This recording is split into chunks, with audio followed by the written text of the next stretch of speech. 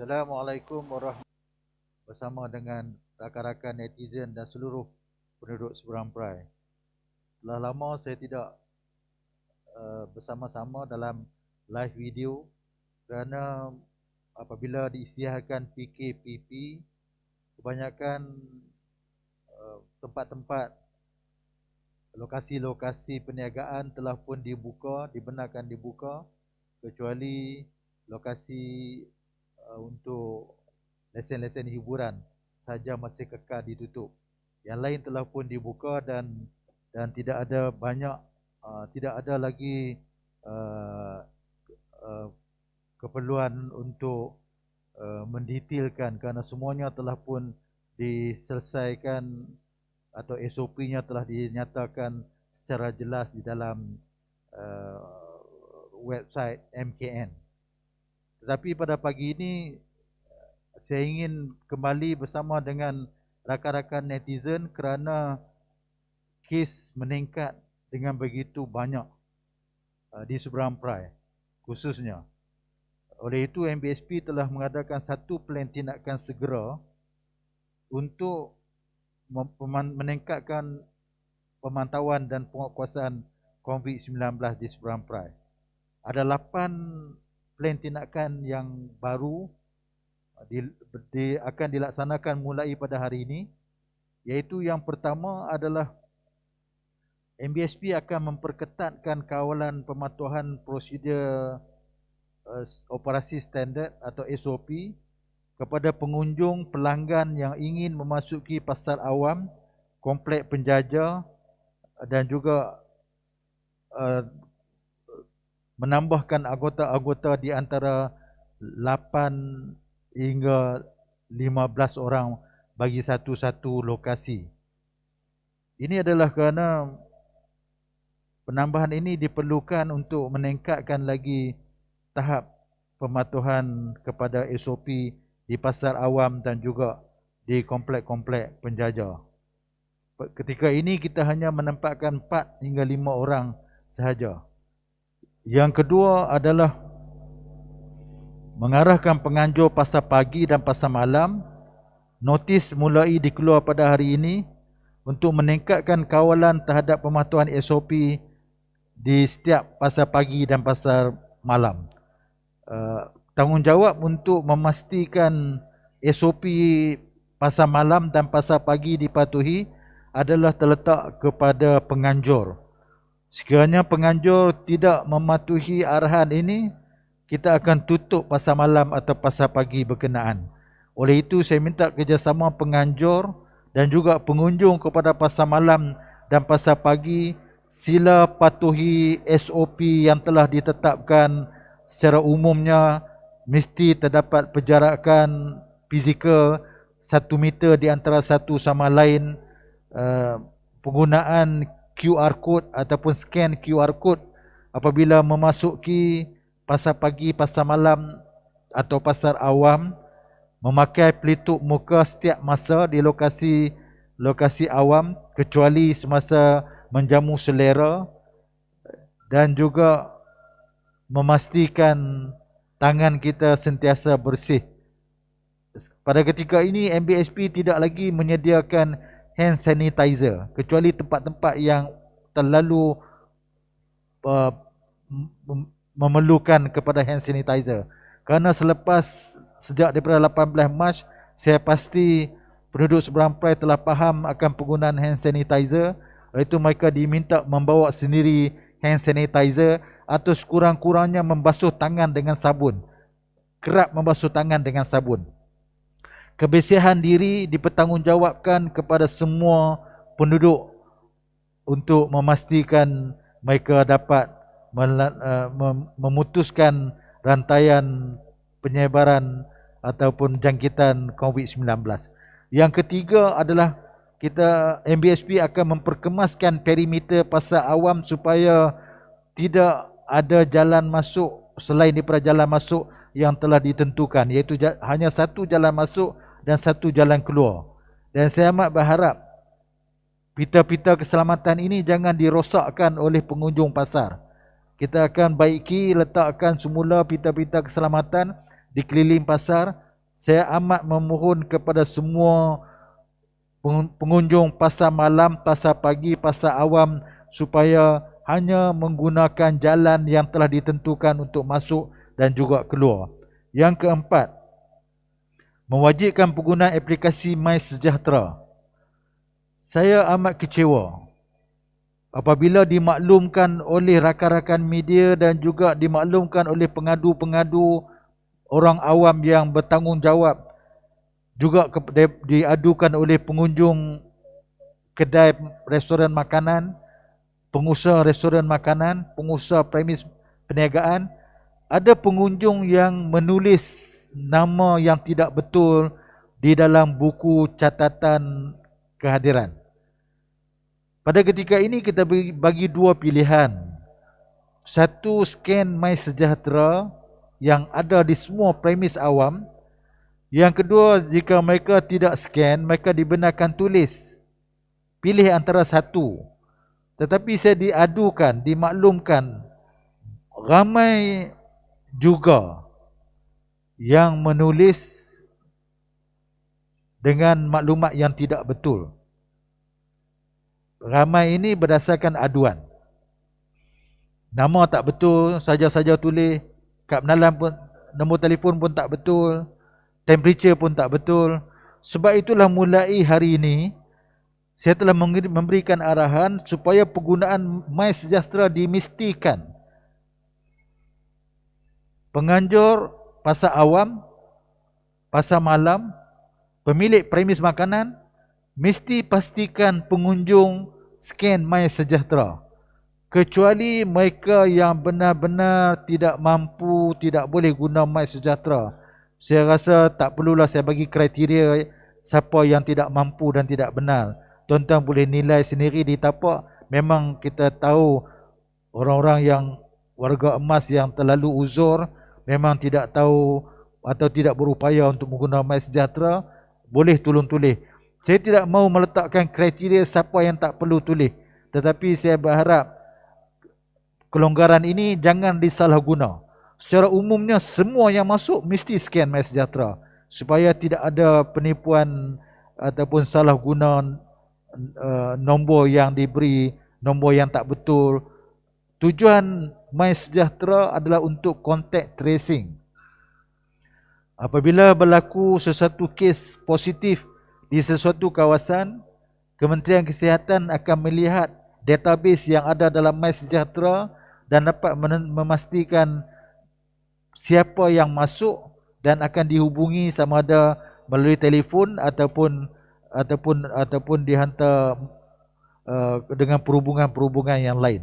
Itulah sebabnya dalam MySejahtera dua perkara yang penting, satu nombor telefon, satu adalah nama. Kalau ini tidak ditulis dengan tepat di dalam buku, mana mereka ini tidak dapat dikesan. Saya ingin ingatkan sekarang sudah 800 lebih kes. Kita jangan lagi leka, tetapi jangan panik. Jangan panik tapi jangan leka. Dan lebih-lebih lagi jangan salah guna. Kita mestilah menjadi warga yang bertanggungjawab bersama-sama dengan kerajaan, khususnya Majlis Bandaraya Seberang Perai, Majlis Bandaraya Pulau Pinang, Kerajaan Negeri, Kementerian Kesihatan, PDRM dan lain-lain lagi untuk memastikan atau untuk berusaha supaya COVID-19 ini dapat diputuskan rantaiannya supaya seluruh rakyat dapat hidup kembali sejahtera seperti biasa. Yang kelima, memperbanyakkan operasi pematuhan SOP di kawasan-kawasan yang berisiko tinggi seperti kedai gunting rambut, pusat hiburan. Memang pusat hiburan tidak dibenarkan buka, tetapi kalau ada yang melanggar peraturan, kita akan masuk dan tutup pusat hiburan tersebut. Komplek makanan, restoran makanan, pasar malam, pasar pagi dan juga pasar awam. MBSP akan mempertingkatkan operasi pemantauan ini. Yang keenam, MBSP akan bekerjasama. Kita akan panggil satu mesyuarat dalam masa yang terdekat supaya meningkatkan pemantauan bersepadu. Walaupun pada ketika ini kita lihat memang ada banyak pemantauan bersepadu di antara MBSP, PDRM dan juga KKM. Tetapi kita akan meningkatkan lagi. Saya yakin tidak ada masalah MBSP dan juga PDRM serta KKM untuk meningkatkan pemantauan bersepadu, kerana sememangnya pada ketika ini pun telah pun banyak operasi bersepadu diadakan. Tujuan operasi bersepadu diadakan kerana setiap agensi mempunyai kuasa yang berbeza. Sebagai contoh, PDRM dan juga KKM boleh mengeluarkan kompaun segera dengan bayaran RM1,000. Tetapi MBSP tidak mempunyai kuasa tersebut. MBSP mempunyai kuasa untuk tutup premises perniagaan ataupun menarik balik lesen perniagaan sekiranya syarat-syarat pelesenan tidak dipatuhi, khususnya yang berkaitan dengan COVID-19. Yang ketujuh, MBSP juga akan meningkatkan pelaksanaan kerja-kerja sanitasi di pasar awam dan komplek makanan. Pada ketika PKPP, kita telah melonggarkan ataupun mengurangkan kekerapan membuat sanitasi di pasar awam, iaitu 2 hari sekali. Tetapi apabila kes telah meningkat pada ketika ini, lalu kita akan ulangi SOP sanitasi seperti dibuat semasa PKPB dahulu, iaitu setiap hari akan diadakan sanitasi di pasar awam juga komplek makanan. Yang ke-8, menangguh semua aktiviti program gotong royong di seberang perai. Saya ingin maklumkan kepada MPKK, persatuan-persatuan NGO, minta maaf sekarang ini kita terpaksa tangguh semua program gotong royong kerana kebimbangan wabak atau pandemik COVID-19 ini sedang meningkat, dengan bilangan kes baru sedang meningkat dengan begitu mendadak. Oleh itu, semua gotong royong di seberang perai ditangguhkan buat seketika, kecuali kawasan yang telah diisytiharkan oleh KKM ada kes positif denggi, ada kes positif chikungunya. Hanya 2 alasan ini sahaja gotong royong dibenarkan untuk diadakan. Lain pada itu, kita akan tangguh. Oleh itu, saya amat menyeru kepada semua netizen penduduk seberang perai, jagalah kebersihan. Jagalah kebersihan diri, jagalah kebersihan persekitaran. Jangan membuang sampah, jangan membiarkan air bertakung, jangan membiarkan persekitaran rumah kita menjadi tempat pembiakan nyamuk dan juga menjadi tempat pembiakan rantaian COVID-19. Jagalah kebersihan diri. Saya terpaksa memaklumkan kepada rakan-rakan netizen juga penduduk seberang perai, apabila kita meningkatkan penguatkuasaan di kawasan kuning dan kawasan-kawasan merah di seberang perai, sebenarnya kita menarik mobilisation pekerja-pekerja kita, pekerja-pekerja MBSP dan juga Wira Orange MBSP yang sememangnya mempunyai kerja tugas-tugas utama mereka yang telah ditentukan. Contohnya, pekerja potong rumput, Wira Orange yang bekerja memotong rumput dan membersih longkang, mengutip sampah-sampah di tepi jalan, dibawa untuk menjaga pasar awam. Oleh itu, tempat yang mereka bekerja terpaksa dikurangkan kekerapan. Kalau dahulu tiap-tiap hari, terpaksa dikurangkan kekerapan 2-3 hari sekali. Oleh itu, janganlah buang sampah. Jangan buang sampah. Kalau boleh depan rumah masing-masing, tolong potong rumput. Kerana bukan kita mengelak tak mau buat kerja, bukan kita curi tulang, tetapi pekerja-pekerja ini telah dimobilize, telah dibawa ke tempat lain untuk menjaga pematuhan kepada SOP COVID-19 yang lebih penting untuk menjaga kesihatan bandar kita. Saya mohon kerjasama semua penduduk, tolong jaga kebersihan, kurangkan pembuangan sampah, pastikan rumah kita bukan tempat pembiakan nyamuk dan jangan sekali-sekali membuang sampah dalam longkang dan juga di tempat awam. Saya juga ingin menyuruh kepada peniaga-peniaga, patuhilah peraturan pelesenan. Pastikan grease trap diselenggarakan. Pastikan penyediaan makanan mengikut peraturan kebersihan yang telah ditentukan oleh syarat pelesenan. Pastikan anda tidak melanggar peraturan kerana pekerja kita, penguatkuasa kita telah dibawa untuk memastikan SOP COVID-19 dipatuhi. Dan akhir sekali saya minta kepada semua rakan-rakan netizen, warga Seberang Perai, sekarang ni adalah bulan 10 dan bulan depan kita akan keluarkan bil cukai taksiran.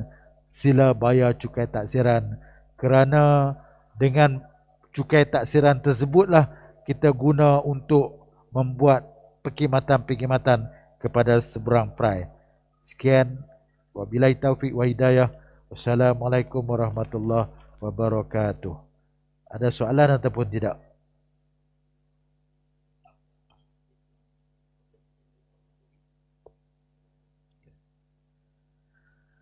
Ada soalan?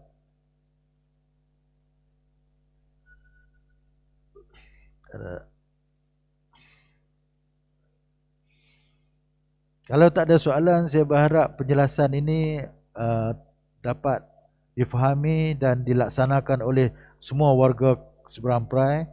Dan press kit ini juga ataupun ucapan ini juga akan dimuat naik dalam Facebook. Sekiranya mana-mana rakan-rakan netizen tidak sempat mendengar program pada pagi ini kerana short notice, boleh membaca daripada press kit yang akan kita paparkan di dalam Facebook.